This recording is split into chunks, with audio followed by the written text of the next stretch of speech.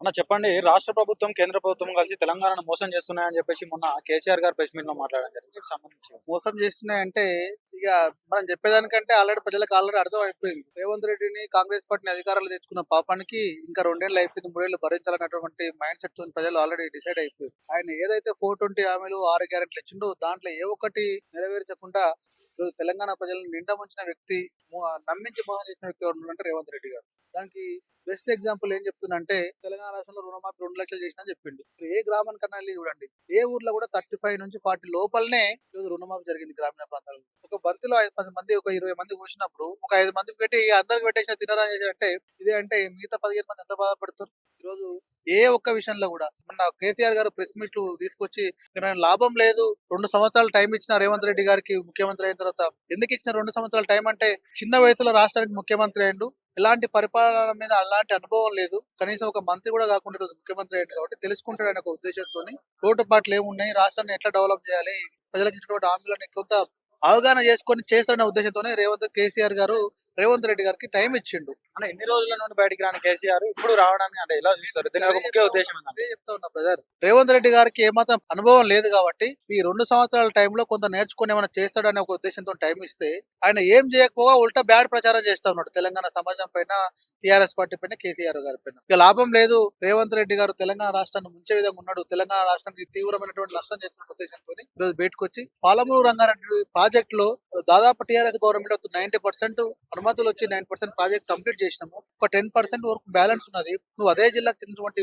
బిడ్డవు కాబట్టి ముందు ఆ పాలమూరు బిడ్డల మీద నువ్వు కొంచెం కాన్సన్ట్రేట్ చేసి అక్కడ సమస్యను సాల్వ్ చేసి ప్రాజెక్టు నువ్వు స్టార్ట్ చేస్తావు అనుకుంటే ఈ 2 సంవత్సరాలు పరిపాలనలో ఒక తట్టెడు మట్టి కూడా తీయలేదు రేవంత్ రెడ్డి గారు. తట్టెడు మట్టి తీయకపోగా కృష్ణా వాటర్ ని ఆంధ్రకు తరలించే విధంగా చంద్రబాబు నాయుడు యొక్క కుట్రలో ఆయన శిష్యుడు కాబట్టి ఆయన చెప్పినటువంటి మాటలు విని వాళ్ళకు అనుకూలంగా నిర్ణయాలు తీసుకుంటున్నాడు కాబట్టి తెలంగాణ ప్రజలకు అన్యాయం జరుగుతా ఉంది, మనం చూస్తూ ఊకుంటే మన ప్రాంత బిడ్డలు నష్టపోతారు, మన ప్రాంతం నష్టపోతుంది అనే ఉద్దేశంతో విధి లేని పరిస్థితిలో కేసీఆర్ గారు ప్రెస్ మీట్ పెట్టి భేటీ చెప్పడం జరిగింది. ఇంకో మాట కూడా చెప్తా ఉన్నాం, నువ్వు విత్ ఇన్ షార్ట్ పీరియడ్ లో పాలమూరు రంగారెడ్డి ప్రాజెక్ట్ కంప్లీట్ చేయకపోతే తెలంగాణ రాష్ట్రంలో మరో జల ఉద్యమం వస్తుంది, ఆ యొక్క ఉద్యమంలో నువ్వు గాల్లో కొట్టుకోపోతావు అనే విషయం కూడా నేను తెలియజేస్తా అంటే ఉన్నాను. కాంగ్రెస్ పార్టీకి స్థానిక సంస్థల ఎన్నికల్లో అద్భుతమైన ఫలితాలు వచ్చినాయి. దాన్ని ఓర్వలేకే కేసీఆర్ అంటే బీఆర్ఎస్ పార్టీ వెనుకబడబోతుందని చెప్పేసి ముందడుకు వస్తా ఉన్నారని చెప్పేసి మాట్లాడతా ఉన్నారు. దీనికి ఏం అద్భుతమైన చెప్తారు? ఫలితాలు ఎక్కడ వచ్చినాయండి? ఇదే టీఆర్ఎస్ పార్టీ రాష్ట్రంలో అధికారంలో ఉన్నప్పుడు వాళ్ళకు 5% నుంచి 8% కూడా రాలేదు స్థానిక సంస్థలు. ఈ రోజు టీఆర్ఎస్ పార్టీకి ఎంత పర్సెంటేజ్ వచ్చిందండి? ఎన్ని సర్పంచులు గెలిచారు? దాన్ని బట్టి అర్థం చేసుకోవాలి. ఏ లోకల్ బాడీ ఎలక్షన్స్ అనేది ఖచ్చితంగా ఏ పార్టీ అధికారంలో ఉంటే ఆ పార్టీ ఫేవర్ లో ఉంటది రిజల్ట్. ఇంకా ఈ రోజు మేము 42-50% మేము వచ్చినాం లోకల్ బాడీ ఎలక్షన్ లో. ఆయన 50% గెలుచుకుని సిగ్గు తెచ్చుకోవాలి. ఆయనకు బయటి కట్ట మాట్లాడుతున్నాడు, లోపల భయం స్టార్ట్ అయింది. అధికారంలో ఉన్నటువంటి పార్టీ వ్యవస్థ మొత్తం మనం ఇంత పోలీస్ వ్యవస్థ, రెవెన్యూ వ్యవస్థ, ఇన్ని వ్యవస్థలు మనం మేనేజ్మెంట్ చేసి ఎలక్షన్ పోతేనే మనకి ఈరోజు ఈ రిజల్ట్ వచ్చింది. సో పార్టీ సింబల్ లేని ఎలక్షన్, రేపు పార్టీ సింబల్ వచ్చి కారు కనిపించి కేసీఆర్ గుర్తు కనిపిస్తే ఇక మనకేమన్నా ఉంటదన్న ఉద్దేశంతో ఆ భయం పట్టుకొని ఉల్టా ప్రచారం చేస్తా ఉన్నాడు రేవంత్ రెడ్డి గారు. ఖచ్చితంగా స్థానిక సంస్థలలో సర్పంచ్ ఎలక్షన్లలో రిజల్ట్ అనేది టీఆర్ఎస్ ఫేవర్ గా వచ్చింది. అదిరిచ్చి బెదిరించి మన వాళ్ళని కొంతమందిని అక్కడ సైడ్, ఇక్కడ గెలిచిన వాళ్ళు కూడా అక్కడ వాళ్ళ సైడ్ రిజల్ట్ తెప్పించుకున్నారు. ఎందుకంటే వాళ్ళ అవసరాల కోసం చిన్న గ్రామ పంచాయతీ రకరకాల ఇబ్బందులు ఉంటాయి కాబట్టి వాడి 3 ఏళ్ళు సావు వాడి దావని వానికి ఏదో మందం అనే ఉద్దేశంతో పోయి తప్పిస్తే ఆయనకి ఎలక్షన్ 6 ఏళ్ళు ఉన్న తర్వాత అసలు సినిమా బయట కనబడుతుంది. ఆయన ఎలక్షన్ ప్రచారం చేయాలంటే కూడా లోపల దడుచుకునే పరిస్థితి వస్తుంది. అంటే రేవంత్ రెడ్డి గారి ప్రస్తావన తీసుకురాకుండానే ప్రభుత్వ విధానాల మీద మాట్లాడినటువంటి కేసీఆర్ గారు దీనికి సంబంధించి అవును, రేవంత్ రెడ్డి గారు వ్యవస్థ గురించి మాట్లాడతారు. అంటే రేవంత్ రెడ్డి అనేటువంటి ఒక వ్యక్తి ముఖ్యమంత్రి, ఒక ముఖ్యమంత్రి అనే పదవికి ఆయన కూర్చున్నాడు అంతే.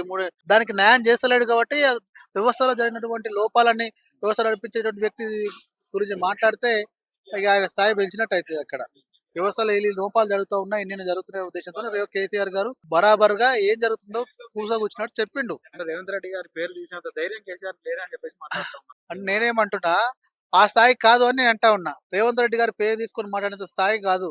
కాకపోతే పదవికి మనం గౌరవియాలి తప్పించి, ముఖ్యమంత్రి పదవికి గౌరవిస్తున్నాం తప్పిస్తే రేవంత్ రెడ్డి గారు ఆ స్థాయిలో మెచ్యూరిటీగా ఆలోచించట్లేదు, ఆ స్థాయిలో పనిచేయట్లేదు.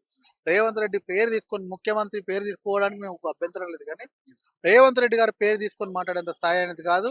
ఆ స్థాయికి పోవాలనే ఆలోచన కూడా ఆయన చేయట్లేదు, ఆయన మైండ్ సెట్ కూడా కాదు.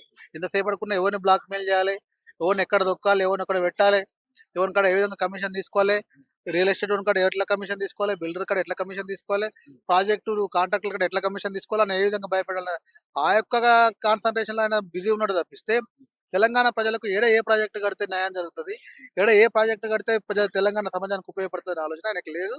ఆయన ఆ స్థాయి కాదు. ఆ స్థాయి ఆలోచించి రాజకీయాలకు వచ్చిన వ్యక్తి కాదు. ఎంతసేపు పడుకున్నా కూడా తొక్కుకుంటా వాళ్ళని సొంత పార్టీలలో మేము తొక్కుకుంటూ వచ్చిన ఓపెన్ గా స్టేట్మెంట్ ఇచ్చింది కదా.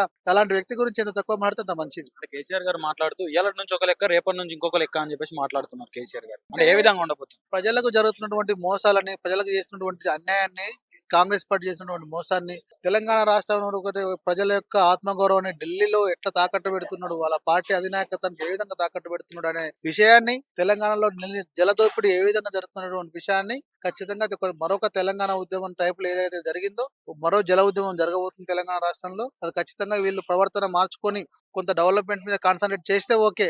లేకపోతే మాత్రం పెద్ద ఎత్తున ఉద్యమం జరగబోతా ఉంది. దాని కేసీఆర్ గారు సారథ్యంలో ప్రతి పల్లెకు మేము వెళ్ళదలుచుకున్నాం. Thank you. Thank you.